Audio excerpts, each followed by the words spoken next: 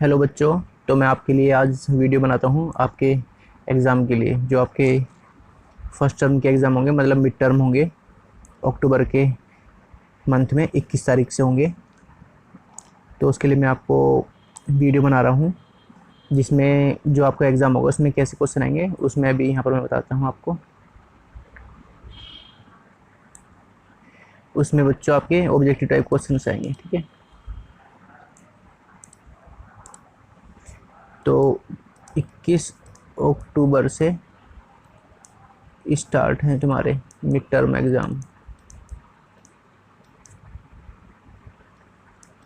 For 10th class, okay.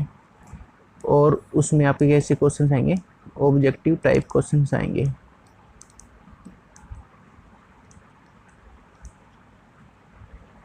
Objective type मतलब जिसमें 4 options होंगे, 4 ऑप्शंस में से कोई एक सही होगा, ओके। तो आपको उस पर टिक करना है, तो ऐसे क्वेश्चन आएंगे। तो बेटा मैंने आज आप उसी चीज़ के लिए, उन्हीं एग्ज़ाम की को देखते हुए मैंने फर्स्ट चैप्टर की एक वीडियो बनाई है, जिसमें कुछ इंपॉर्टेंट क्वेश्चंस दे रखे हैं। ये पार्ट फर्स्ट है, सेकंड पार्ट में 1-2 दिन में लेकर आ जाऊंगा, okay.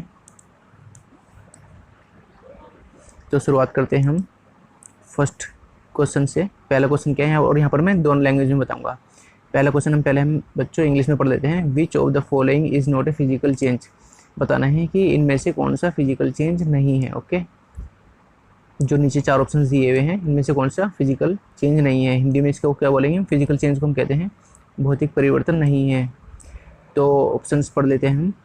A boiling point, A point क्या है? Boiling point of water to give water vapour. Boiling of water to give water, मतलब जब हम, पहला ऑप्शन है बच्चों पानी को गर्म करना, जिससे क्या होती है? वाटर वेपर बनती है। तो पहले मैं सारे ऑप्शन पढ़ देता हूँ, फिर बताऊंगा कि मैं आंसर कौन सा सही है। Melting of ice to give water, पानी का पिघलना, सॉरी आइस का पिघलना पानी देने के लिए, मतलब बर्फ़ की गलन पर जल का बनना, मतलब जब पिघलता है बर्फ़ तो जल बनता है। तो बताना है कि ये भौतिक है या नहीं है। फिर क्या है? Dissolution of salt in water, जब पानी के अंदर कोई हम सॉल्ट जो है हम घोलते हैं, सॉल्ट कई प्रकार के होते हैं, जब हम कोई भी घोलते हैं तो क्या वो फिजिकल चेंज है या केमिकल चेंज है, तो बताना है हमें। फिर है डी ऑप्शन है combustion of liquefied petroleum gas, LPG gas का कंबसन दहन, द्रवित पेट्रोलियम गैस का दहन। सी ऑप्शन है जल में लवण का विलय होना, बर्फ के गलन पर जल का बनना, जल के क्वथन पर जलवाष्प बनना। तो बच्चों इसमें देखो, मैंने जो फर्स्ट चैप्टर में आपको पढ़ाया था कि कुछ चीज़ें बताई थी कि केमिकल चेंजेस में क्या क्या होता है, ठीक है। तो उन्हीं प्रॉपर्टीज़ को ध्यान में रखते हैं यहाँ पर जो आंसर होगा, आंसर क्या होगा बच्चों? Combustion of liquefied petroleum gas. यहाँ पर आपको एलपीजी की भी फुल फॉर्म याद रखनी है, लिक्विफाइड पेट्रोलियम गैस। तो उसका जो भौतिक परिवर्तन कौन सा नहीं है? द्रवित पेट्रोलियम गैस का दहन, ओके बेटा, क्योंकि ये केमिकल चेंज है, ठीक है। इसमें एक नई प्रॉपर्टी वाला प्रोडक्ट बनता है, ओके। हमने केमिकल प्रॉपर्टीज़ में पढ़ा था ना कि जिसकी प्रॉपर्टीज़ पहले से चेंज हो गई हों, ठीक है। नई प्रॉपर्टी वाला जब कंपाउंड, जब प्रोडक्ट बनता है तो वहाँ पर केमिकल चेंजेस कहलाते हैं। तो इसका आंसर क्या होगा? इसका आंसर होगा बेटा डी, डी इसका आंसर होगा। अब हम आते हैं सेकंड क्वेश्चन पर। सेकंड क्वेश्चन है following reaction is an example of. बताना है कि नीचे वाली रिएक्शन किस चीज़ का एग्जाम्पल है। निम्नलिखित अभिक्रिया, रिएक्शन को हम अभिक्रिया कहते हैं। तो क्या है? 4NH3 प्लस 5O2 गिव्स, जब हम 4NH3 और 5O2 की रिएक्शन कराते हैं तो क्या बनता है प्रोडक्ट? 4NO plus 6H2O। तो यहाँ पर हम देखते हैं, तो बच्चों यहाँ पर हम देखते हैं कि यहाँ पर ये क्या है? अमोनिया, और ये है ऑक्सीजन NH3। तो हम यहाँ पर क्या देख सकते हैं? सबसे पहले अगर आपको पता करना है कि कोई भी रिएक्शन कौन सी रिएक्शन, तो सबसे पहले हम क्या क्या देखेंगे? सबसे पहले हम देखेंगे रिएक्टेंट। मैं यहाँ लेता हूँ रिएक्टेंट को देखते हैं और उसके बाद हम देखते हैं किसको, प्रोडक्ट को, कि पहले रिएक्टेंट क्या था और बाद में प्रोडक्ट क्या होता है।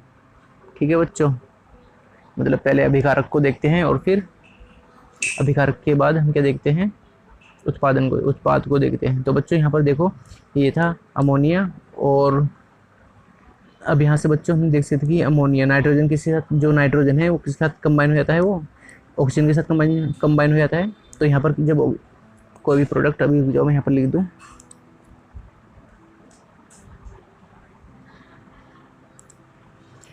जब नाइट्रोजन जो है वो ऑक्सीजन के साथ मिल जाता है, जुड़ जाता है, तो वहाँ पर क्या होता है, वहाँ पर ऑक्सीडेशन होता है। उसी को हम क्या कहते हैं, उपचयन कहते हैं। ठीक है, तो यहाँ पर ये ऑक्सीजन के साथ जुड़ गया, और यहाँ पर जो फिर क्या है बच्चों, यहाँ पर और हाइड्रोजन का रिमूवल हो रहा है। ठीक है, दूसरे में हम बच्चों क्या देख सकते हैं यहाँ पर,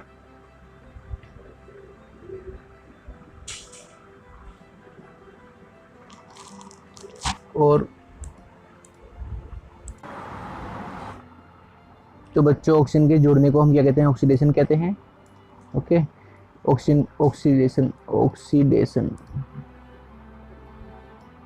ऑक्सीजन के जुड़ने को हम ऑक्सीडेशन कहते हैं, और हाइड्रोजन के जुड़ने को, अगर हाइड्रोजन ऐड होता है, प्लस होता है, तो हम क्या कहते हैं, रिडक्शन कहते हैं। ओके, तो हम यहाँ पर देखते हैं रिएक्शन में, तो मैं यहाँ पर आपको इस रिएक्शन दिखाता हूँ। यहाँ पर देखो, नाइट्रोजन के साथ क्या जुड़ गया, ऑक्सीजन जुड़ गया, तो क्या हो गई, ये ऑक्सीडेशन हो गया। और यहाँ पर ऑक्सीजन के साथ हाइड्रोजन जुड़ गया, तो यहाँ पर रिडक्शन हो गया। और बच्चों यहाँ पर आप देख सकते हो कि जो नाइट्रोजन है, यहाँ पर देख सकते हो कि यहाँ पर ऑक्सीडेशन, जो ऑक्सीजन है, ये ऑक्सीजन क्या है, ज़्यादा रिएक्टिव है, किससे, हाइड्रोजन से ज़्यादा रिएक्टिव है। तो ऑक्सीजन क्या करेगी, हाइड्रोजन को रिमूव कर देगी।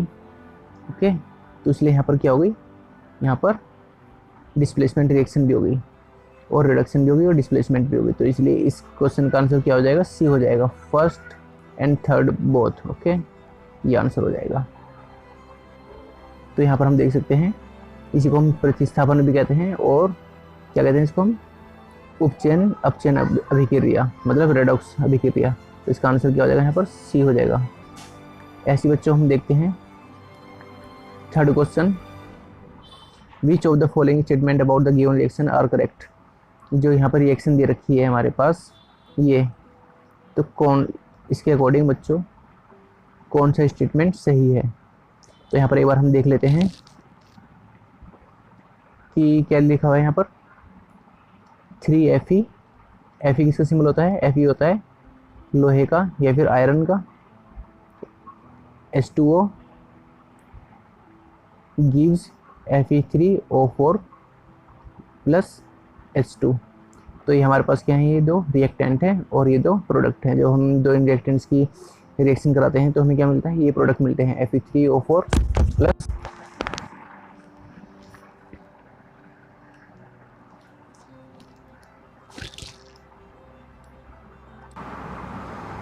तो इस रिएक्शन में हम पहले स्टेटमेंट पढ़ते हैं, आयरन मेटल इज ऑक्सीडाइज्ड।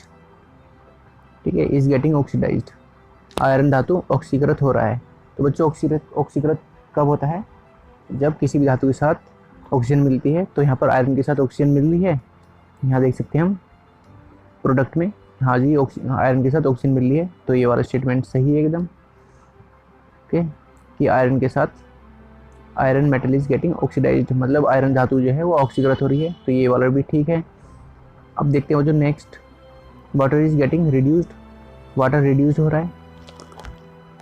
तो देखते हैं बच्चों यहाँ पर हम देखते हैं ये क्या है, H2O, और यहाँ पर क्या बचा, ये केवल H2 बचा। तो बच्चों जो आयरन ऑक्सीडाइज हुआ है किसकी वजह से हुआ है, वो वाटर की वजह से हुआ है। तो जिसकी वजह से ऑक्सीडाइज होता है कोई भी सब्सटेंस, तो वो क्या होता है बच्चों, वो रिड्यूस होता है, या फिर यहाँ पर हम क्या बोल सकते हैं इसको, जल अपचयित हो रहा है। तो इसलिए ये वाला भी ऑप्शन ठीक होगा, क्योंकि पानी की वजह से ही तो, पानी का यहाँ से H2O से एक ऑक्सीजन निकल कर आयरन पे जा रहा है। तो इसका मतलब आयरन ऑक्सीडाइज हो रहा है, और किसकी वजह से हो रहा है, इस H2O की वजह से। तो इसलिए यहाँ पर बोलेंगे कि वाटर इज गेटिंग रिड्यूस्ड। ये ऑप्शन एकदम सही है, ये भी ऑप्शन सही है। थर्ड देखते हैं बच्चों,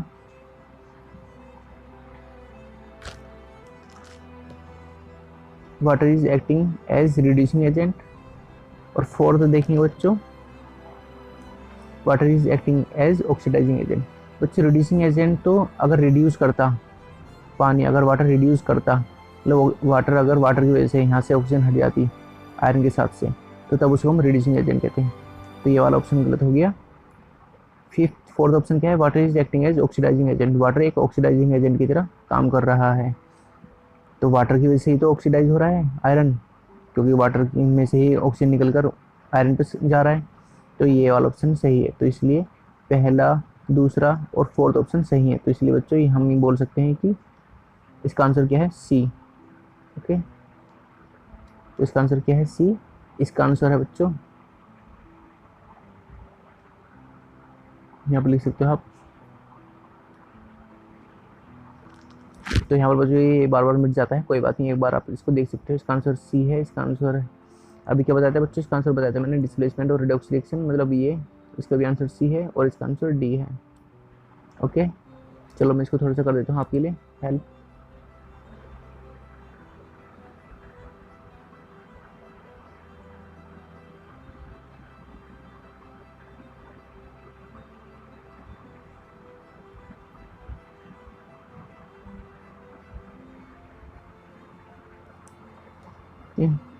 तो मैं यहाँ पर अब आंसर लिख दूंगा। इसका आंसर क्या है बच्चे, इसका आंसर है डी। इसका आंसर है सी। इसका आंसर डी है। अभी नहीं लिखा जा रहा, चलो कोई बात नहीं। अब बच्चों हम पढ़ते हैं next question, fourth question. Which of the following are exothermic process. निम्नलिखित में से कौन सा एक्सोथर्मिक प्रोसेस है। एक्सोथर्मिक को हम क्या कहते हैं बच्चों, एक्सोथर्मिक को हम कहते हैं ऊष्मक्षेपी प्रोसेस। कौन सा है निम्नलिखित में से। ओके, पहला ऊष्मक्षेपी में क्या होता है, जिसमें ऊष्मा निकलती है। अगर ऊष्मा निकलती है किसी में से तो उसे हम क्या कहते हैं, ऊष्मक्षेपी कहते हैं। पहला ऑप्शन है रिएक्शन ऑफ वाटर विद क्विकलाइन। गर्म पानी की और चूना पत्थर की रिएक्शन कराते हैं वो। दूसरा ऑप्शन क्या है, डाइल्यूशन ऑफ एसिड। जब हम डाइल्यूशन ऑफ एसिड किसे कहते हैं बच्चों, जब हम एसिड के अंदर पानी मिलाते हैं तो उसे हम कहते हैं डाइल्यूशन ऑफ एसिड। तो ये वाला ऑप्शन। थर्ड ऑप्शन है इवेपोरेशन ऑफ वाटर, ठीक है, जल का वाष्पीकरण बोल सकते हैं इसको हम। सब्लिमेशन ऑफ कपूर क्रिस्टल, क्या बोल सकते हैं बच्चों, कपूर के क्रिस्टलों का ऊर्ध्वपातन। सब्लिमेशन मान होता है कपूर को जब हम गर्म करते हैं तो वो पानी में नहीं बदलता, वो सीधा गैस बन जाता है, वेपर बन जाता है उसका डायरेक्ट, उसे हम सब्लिमेशन कहते हैं। तो बच्चों हम यहाँ पर देख सकते हैं कौन कौन से ऑप्शन सही हैं। बच्चों किस में कौन कौन से प्रोसेस में हीट निकलती है। पहले तो जब हम रिएक्शन ऑफ वाटर एंड क्विकलाइन, जब हम पानी की और क्विकलाइन की रिएक्शन कराते हैं तो उसमें हीट निकलती है बहुत सारी। और दूसरा बच्चों, जब हम एसिड के अंदर पानी मिलाते हैं तो तब भी हीट निकलती है ज़्यादा। तो आपके दोनों आंसर, पहला और दूसरा आंसर सही है। तो यहाँ पर देख सकते हैं हम फर्स्ट एंड सेकंड आंसर, ये ऑप्शन सही है एकदम। तो इसका आंसर क्या हो गया, इसका आंसर हो गया ए।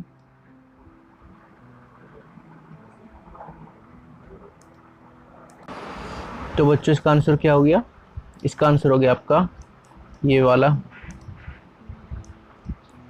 फर्स्ट और सेकंड दोनों आंसर हो गए। और ये दोनों ऑप्शन किस में है, ये है आपके इसमें, पहला और दूसरा। ओके, ए में। इसका आंसर हो गया आपका ए। ओके, अब बच्चों चलते हैं हम नेक्स्ट पेज पर।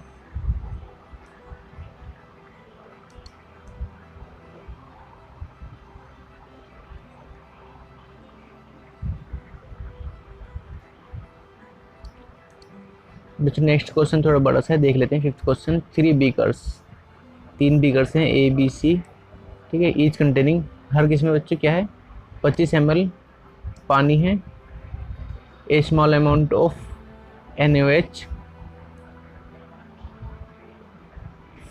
और anhydrous copper sulphate CuSO4 plus NaCl were added to the beakers A B C respectively. ठीक है, हमने तीनों बीकर्स में, ए में हमने क्या डाल दिया, NaOH डाला, बी में क्या डाला, कॉपर सल्फेट डाला, और सी में सोडियम क्लोराइड डाला। सी में it was observe that there was an increase in temperature of solution content beaker A and B, whereas in case of C the temperature of the solution falls। ठीक है, तो बच्चों में बताना है कि इनमें विच, फिर इसमें जो जो सी है, जो सी बीकर है उसमें टेम्परेचर बच्चों डिक्रीज होता है, बाकी दो में ए और बी में टेम्परेचर इंक्रीज होता है। Which one of the following statement is और आर करेक्ट। तो बच्चों बताता हूँ मैं, अभी इसको बता देता हूँ आपको।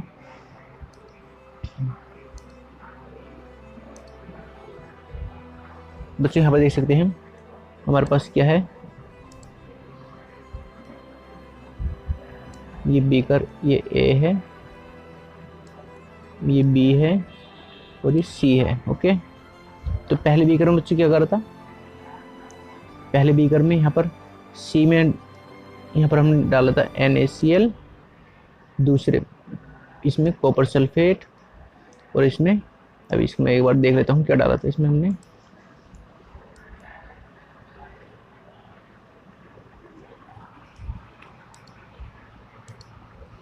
तीसरे पहले बीकर में क्या डाला था, ए में हमने डाला था NaOH, उसमें कॉपर सल्फेट और इसमें NaCl और इसमें NaOH। ओके बच्चों, तो उसने कहा है कि पहले बीकर में जब हमने डाला और इसमें बच्चों इनमें पहले से वाटर था, NaOH plus H2O, CuSO4 plus H2O plus H2O। तो बच्चों इसमें जो टेम्परेचर डिक्रीज होता है, इसमें टेम्परेचर इंक्रीज होता है, इसमें भी टेम्परेचर इंक्रीज होता है, तापमान बढ़ता है, इसमें भी तापमान बढ़ता है, इसमें भी तापमान बढ़ता है। तो उसने कहा है कि बताओ नीचे स्टेटमेंट कौन कौन से करेक्ट हैं। तो बच्चों देखते हैं, इन बीकर ए एंड बी, जो बीकर ए और बी है वो क्या है, एक्सोथर्मिक है। एक्सोथर्मिक को हम क्या कहते हैं बच्चों, एक्सोथर्मिक को हम कहते हैं ऊष्मा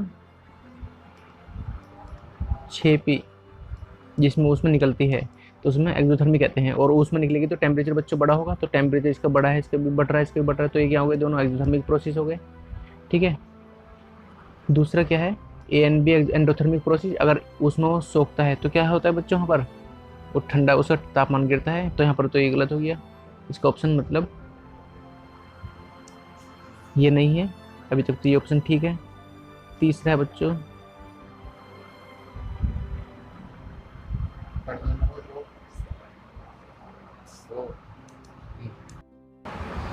तो बच्चों इसका आंसर कौन कौन से हो जाएंगे, इसका आंसर हो जाएगा पहला। और जब सी में जो सी बीकर था उसमें टेम्परेचर गिर रहा है, तापमान गिर रहा है, इसका मतलब उसमें हीट जो है वो एब्जॉर्ब हो रही है, तो इसका आंसर हो जाएगा थर्ड, एंडोथर्मिक। कौन सा, फोर्थ, एंडोथर्मिक मतलब ये वाला।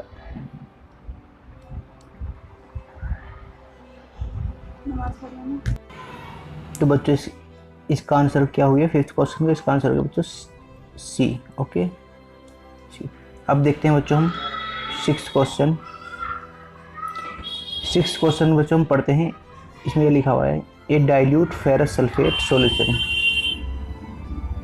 ठीक है बच्चों, डाइल्यूट माने होता है जिसमें पानी मिक्स हो। ठीक है, a dilute ferrous sulphate solution was gradually added to the beaker containing acidified permanganate solution. ठीक है बच्चों, एक डाइल्यूट फेरस सल्फेट सॉल्यूशन है जो किस में एडिट किया जाता है, एसिडिफाइड मतलब एसिड है, potassium permanganate. The light purple colour of solution fades and finally disappear. जो लाइट पर्पल कलर का सॉल्यूशन है वो फेड होता है और बाद में बिल्कुल गायब हो जाता है, डिसअपियर हो जाता है। विच of the following is correct explanation for the observation. जो यहाँ पर ऑब्जर्वेशन हुई है उसका करेक्ट एक्सप्लेनेशन कौन सी स्टेटमेंट देती है। ठीक है बच्चों, हिंदी में बता देता हूँ। अम्लीय परमैंगनेट विलयन युक्त एक बीकर में फेरस सल्फेट का तनु विलयन धीरे धीरे मिलाया जाता है। हल्के जामुनी रंग का विलयन क्षीण होता है तथा अंततः रंग विलुप्त हो जाता है और बाद में बिल्कुल, पहले तो धीरे धीरे लाइट होता है, हल्का होता है, फिर बाद में बिल्कुल गायब हो जाता है। तो बताना है इन चार स्टेटमेंट में से कौन सा सही है इन सब के लिए। तो बच्चों हम पढ़ते हैं एक एक। यहाँ पर पहला है KMnO4 is oxidising agent and it oxidises FeSO4। Ferrous sulphate को KMnO4 जो है बच्चों वो क्या है, ऑक्सीडाइजिंग एजेंट है और वो FeSO4 को ऑक्सीडाइज कर देता है, मतलब आयरन में ऑक्सीजन मिला देता है, ठीक है। दूसरी स्टेटमेंट है बच्चों, FeSO4 act as oxidising agent and oxidises KMnO4। तीसरा ऑप्शन है the colour disappear due to elision, no reaction is involve. Fourth option है KMnO4 is unstable and compound, KMnO4 is unstable compound and decomposes in presence of FeSO4 to colourless compound. तो बच्चों यहाँ पर इसको आप हिंदी में भी पढ़ सकते हो। तो इसका बच्चों यहाँ पर क्या ऑप्शन होगा, इसका ऑप्शन होगा first KMnO4 is oxidising agent. जो KMnO4 है बच्चों वो क्या है, ऑक्सीडाइजिंग एजेंट है, और वो किसको ऑक्सीडाइज करता है, KMnO4 FeSO4। बच्चों हमारी NCERT में भी दिया हुआ है कि KMnO4 act as oxidising agent. Okay, तो बच्चों ये याद रखना है आपको। इसका आंसर क्या है, इसका आंसर है ए। ओके, इसका आंसर है सी। अब बच्चों देखते हैं यहाँ पर हम, अब देखते हैं बच्चों 7th क्वेश्चन, ठीक है।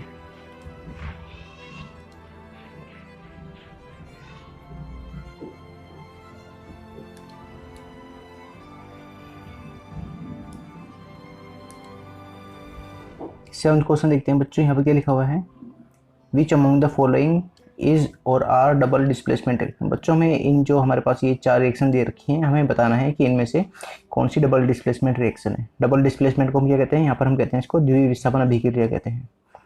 तो फर्स्ट रिएक्शन क्या है बच्चों, मैंने आपको बताया कि जब भी हम रिएक्शन में पहचानने के लिए आती है तो पहले हम रिएक्टेंट देखते हैं, उसके बाद हम प्रोडक्ट देखते हैं कि क्या चेंज हो रहा है। मतलब पहले हम अभिकारक देखते हैं, उसके बाद हम देखते हैं उत्पादन, जो उत्पादन है, उत्पाद जो है उनमें क्या चेंज हो रहा है। तो बच्चों यहाँ पर लिखा है PB लेड। PB क्या होता है, लेड होता है, CuCl2, ठीक। कॉपर क्लोराइड क्या बना है बच्चों, PbCl2 प्लस कॉपर। तो बच्चों यहाँ पर देखो डबल डिस्प्लेसमेंट बता रही है यहाँ पर, तो मतलब आयनों के बीच आदान प्रदान होगा, जो उसके कंपाउंड्स होंगे, जो ठीक है, जो प्रोडक्ट्स होंगे, जो रिएक्टेंट होंगे, उनके बीच आदान प्रदान होगा आयनों का। तो यहाँ पर तो केवल एक के बीच में ही हो रहा है। यहाँ पर तो क्या है, लेड ने कॉपर को हटा दिया यहाँ से और खुद आगे बढ़ी है। तो बच्चे तो ये तो केवल डिस्प्लेसमेंट रिएक्शन हो गई।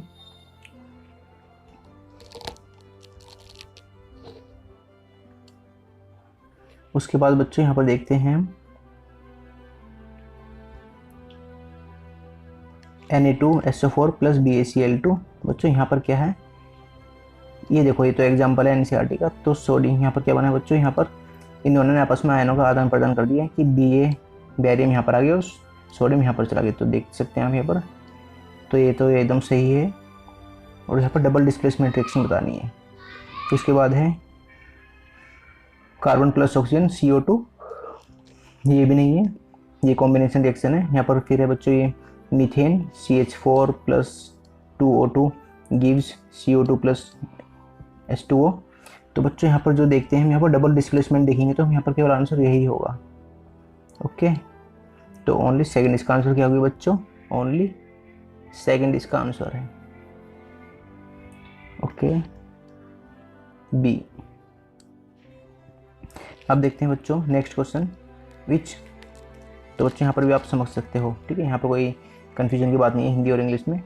अब देखते हैं 8th question, which among the following statement is और are true, exposure of silver.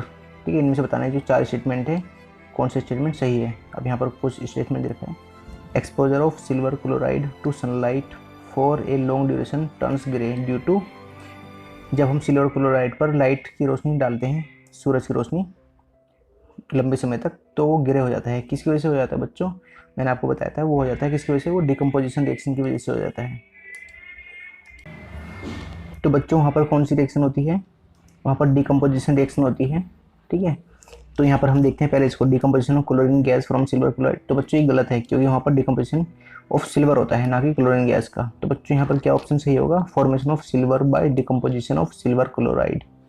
ठीक है, सिल्वर बनता है, वहाँ पर सिल्वर क्लोराइड का डिकम्पोजिशन हो जाता है। ठीक है, AgCl2 है ना, तो उसका डी टूट जाता है और क्या बनता है, सिल्वर अलग हो जाता है उसमें से, Ag प्लस Cl2। ओके बेटा, तो बच्चों इसका आंसर क्या है, देखते हैं बच्चों यहाँ पर क्या लिखा हुआ है, ओनली ए। ये केवल यही सही है, तो इसका आंसर क्या होगा, केवल ए ही आंसर होगा इसका। तो ये हमारे हो गए हैं 8 क्वेश्चंस हो गए हैं। हम देखते हैं नेक्स्ट 9th क्वेश्चन देखते हैं।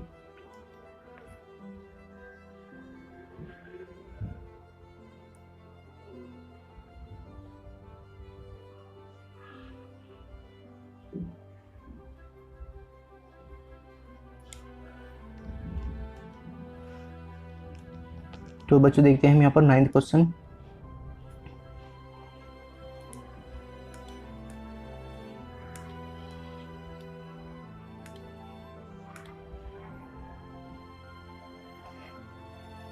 क्या है? Solid oxides, solid calcium oxide react vigorously with water to form calcium hydroxide. बच्चों जो हमारे पास क्या होता है, सॉलिड कैल्शियम ऑक्साइड है, वो वाटर के साथ रिएक्ट करता है बहुत ही तेज़ी से, और क्या बनाता है? वो कैल्शियम हाइड्रोक्साइड बनाता है, accompanied by liberation of heat. बच्चों जब हम उसको मिक्स करते हैं तो क्या होती है? हीट निकलती है। This process is called Slaking of lime. उसको हम बच्चों क्या कहते हैं? स्लैकिंग ऑफ लाइम कहते हैं। Calcium hydroxide dissolve in water to form a solution called water. बच्चों यहाँ पर मैं भी आपको हिंदी के लिए भी निकाल देता हूँ, ठीक है? ये फिर चलो पढ़ ही लेते हैं इसको भी हम। Calcium hydroxide solution in water to form solution called lime water. बच्चों फिर क्या होता है? जो कैल्शियम हाइड्रोक्साइड को हम वाटर में डिजोल्व करते हैं तो क्या बनता है? यहाँ पर लाइम वाटर बनता है, ठीक है? लाइम वाटर माने चूना पानी जो होता है। Which among the following is या फिर आर ट्रू, कौन सा इनमें से ट्रू है, ठीक है? इसका मतलब इज और आर ट्रू एक साथ क्यों लिखे रहते हैं? क्योंकि या तो एक ही स्टेटमेंट भी सही हो सकता है या फिर एक से ज़्यादा भी, ठीक है? तो बताना है यहाँ पर slaking of lime. Slack lime माने चूना बुझ जाता है ना बच्चों, पहले तो रिएक्टिव होता है, पानी में डाल के थोड़ी देर रखते हैं तो फिर उसको लोग खाते भी हैं। देखो आपने जो गुटके में मिला के खाते हैं वो यही होता है। एंड द सॉल्यूशन फॉर्म, तो हमें बताना है जो स्लैगिंग ऑफ लाइम और सॉल्यूशन फॉर्म के बारे में कौन कौन सी स्टेटमेंट सही हैं। ओके, तो बच्चों अब तुम इसको पढ़ सकते हो 9th क्वेश्चन को यहाँ से, ठीक है? तो बच्चों देखते हैं यहाँ पर। तो बच्चों आपको पता है जिस भी प्रोसेस में हीट निकलती है, ठीक है, तो यहाँ पर देखो, यहाँ पर लिखा है लिबरेशन ऑफ हीट या फिर ऊष्मा उत्पन्न होती है। तो ऐसे प्रोसेस को हम क्या कहते हैं? ऊष्मा क्षेपी कहते हैं या ऊष्मा शोषी, उसको हम कहते हैं बच्चों ऊष्मा शोषी, ठीक है? या फिर इसको हम कहते हैं एक्सोथर्मिक रिएक्शन। ओके, ये हो गया। फिर देखते हैं the pH of resulting solution will be more than 7।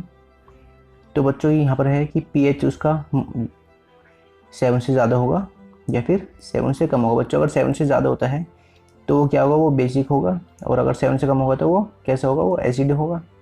तो बताओ क्या होगा? सोच कर देखो। तो बच्चों यहाँ पर क्या होगा? वो बेसिक होता है। सोडियम हाइड्रोक्साइड क्या है? NaOH सोडियम हाइड्रोक्साइड है बच्चों, बेसिक। तो इसका आंसर क्या होगा? Second and third. तो बच्चों यहाँ पर देख सकते हैं इसका आंसर होगा बी। ओके, ऐसे यहाँ पर आप देख सकते हो उसका आंसर होगा सेकंड, बी। अब देखते हैं बच्चों 9th question. The barium chloride on reacting with ammonium sulphate form barium sulphate. बच्चों बैरियम क्लोराइड की जब हम रिएक्शन कराते हैं किसके साथ? अमोनियम सल्फेट के साथ, तो क्या बनता है? बैरियम सल्फेट बनता है और ammonium chloride. Which of the following correctly represent the type of reaction involve. बच्चों देखा है आपने यहाँ पर बैरियम क्लोराइड है और अमोनियम सल्फेट है। तो बच्चों यहाँ पर देखो आप, बैरियम के साथ क्या आ गया? सल्फेट आ गया, और अमोनियम के साथ आ गया? क्लोराइड के साथ आ गया। तो इसमें आयनों का आदान प्रदान हो रहा है, तो कौन सी रिएक्शन हो जाएगी? वो डबल डिस्प्लेसमेंट रिएक्शन हो जाएगी। ओके, तो डबल डिस्प्लेसमेंट रिएक्शन हो गई। और बच्चों बताओ, और बच्चों यहाँ पर जो सॉल्यूशन होगा वो बाद में क्या होगा? प्रेसिपिटेट बन जाएगा उसमें। तो वहाँ पर क्या होगा? वहाँ पर प्रेसिपिटेशन रिएक्शन भी होगी। ओके, तो इसका आंसर हो जाएगा 10th का हो जाएगा डी, प्रेसिपिटेशन रिएक्शन या फिर डबल डिस्प्लेसमेंट रिएक्शन, ये भी हो जाएगी। क्योंकि बच्चों जो अमोनियम क्लोराइड होता है वो साल्ट बन जाएगा, तो इसलिए वहाँ पर क्या होगा? जिसमें भी नमक बनता है, साल्ट बनता है, उसे हम प्रेसिपिटेशन रिएक्शन कह सकते हैं। अब देखते हैं बच्चों हम 11th question. Electrolysis of water is decomposition is a decomposition reaction. Electrolysis माना होता है बच्चों जो हम पानी को गर्म करते हैं बिजली से, तो उसे हम क्या कहते हैं? इलेक्ट्रोलाइसिस कहते हैं। द मोल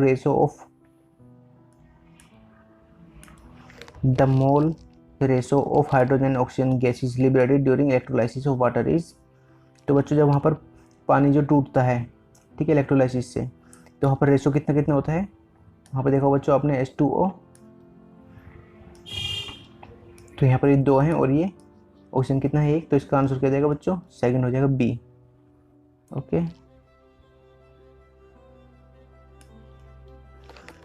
12th क्वेश्चन है विच of the following is an endothermic reaction. कौन सी रिएक्शन एंडोथर्मिक है, मतलब ऊष्माशोषी, जिसके अंदर ऊष्मा सोखी जाती है, ऐसी अभिक्रिया जिसके अंदर ऊष्मा का अवशोषण होता है, ठीक है। तो वो रिएक्शन क्या होगी बच्चों, जिस भी रिएक्शन में तुम्हें जो बर्तन है जिसमें तुम रिएक्शन करा लो, अगर वो तुम्हें ठंडा लगता है तो उसका मतलब वो एंडोथर्मिक रिएक्शन है। तो देखते हैं यहाँ पर हम पहला पढ़ देते हैं, dilution of sulphuric acid. Sulphuric acid को जब हम डाइल्यूट करते हैं, मतलब उसमें पानी मिलाते हैं, तो बच्चों क्या होता है, वहाँ तो एंडोथर्मिक रिएक्शन होती है, ऊष्मा छेपी ऊष्मा निकलती है, तो ये तो नहीं है, गलत है। फिर है सब्लिमेशन ऑफ ड्राई आइस। अगर सब्लिमेशन ड्राई आइस का होता है, मतलब जो गैस है उसको हम जब हम हीट करते हैं तो डायरेक्ट वो गैस बन जाती है, ये। या फिर कंडेंसेशन ऑफ वाटर वेपर, जब हम वाटर वेपर को बच्चों कंडेंस कराते हैं,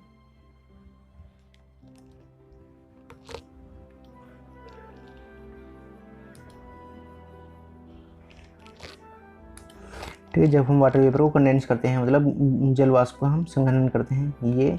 या फिर इवेपोरेशन ऑफ वाटर, जब वो वाटर वेपर क्या होता है, वाटर का इवेपोरेशन होता है, जब जल का वाष्पीकरण होता है। तो इसका आंसर क्या होगा बच्चों, देखो इसका आंसर होगा बच्चों, एक तो सब्लिमेशन ऑफ ड्राई आइस होगा, जब आइस को हम हीट करते हैं, ड्राई आइस को, मतलब ड्राई आइस कौन सी होती है बच्चों, CO2 होती है ड्राई आइस, जब हम उसको हीट करते हैं तो डायरेक्ट वो गैस बन जाती है। तो इसका एक तो होगा ये sublimation of dry ice and evaporation of water. बच्चों जब वाष्पीकरण होता है तो उसी वजह से तो हमें ठंडा महसूस होता है। तो इसका आंसर क्या होंगे, सेकंड एंड फोर्थ आंसर होगा इसका। फिर है बच्चों the double displacement reaction between aqueous potassium iodide and aqueous lead nitrate, a yellow precipitate of lead iodide is formed while performing the activity of lead nitrate is not available. Which of the following can be used in place of lead nitrate? बच्चों ये थोड़ा सा आपके लिए hard रहेगा, ठीक है। तो देख सकते हैं बच्चों इसमें क्या होता है बच्चों, इसमें कहा गया है कि जब हम कोई एक डबल डिस्प्लेसमेंट रिएक्शन किसके बीच में, एक्वस पोटेशियम आयोडाइड के बीच में और लेड नाइट्रेट के बीच में। फिर उसने कहा है कि वहाँ पर क्या बनता है, जब इनकी रिएक्शन कराते हैं कि येलो प्रेसिपिटेट बनता है लेड आयोडाइड का, while performing the activity if lead nitrate is not form. अगर हम ये मतलब ये रिएक्शन कराते हैं, अगर लेड नाइट्रेट नहीं बनता, तो बताओ हमें लेड की जगह क्या यूज़ करना चाहिए। तो बच्चों यहाँ पर देख सकते हो आप लेड सल्फेट। तो बच्चों हम देखते हैं कि जो लेड सल्फेट होता है वो क्या होता है, वो इनसोल्यूबल होता है, इसलिए वो आयन फॉर्म नहीं करता, ठीक है, मतलब वो Pb2+ आयन नहीं बनाएगा। ओके, तो इसलिए हम यहाँ पर क्या यूज़ कर सकते हैं, उसकी जगह हम यूज़ कर सकते हैं उसकी हम लेड एसीटेट की जगह लेड एसीटेट, क्योंकि लेड एसीटेट क्या होता है बच्चों, लेड एसीटेट होता है सोल्यूबल होता है, तो सोल्यूबल होगा तो तभी वो आयन्स बनाएगा। ओके, तो इसका आंसर हो गया बच्चों बी। तो थैंक यू बच्चों, अगर आपको ये वीडियो अच्छी लगी है तो लाइक कर देना और मुझे बता देना कि, तो बच्चों मैं सेकंड चैप्टर की भी ऐसे ही वीडियो बनाऊंगा। और ओके, ये आपको फर्स्ट चैप्टर की वीडियो कंप्लीट हो चुकी है। जब मुझे कुछ और क्वेश्चंस मिलेंगे तो मैं और क्वेश्चंस की ज़रूर वीडियो बनाऊंगा, ठीक है। Okay, thank you.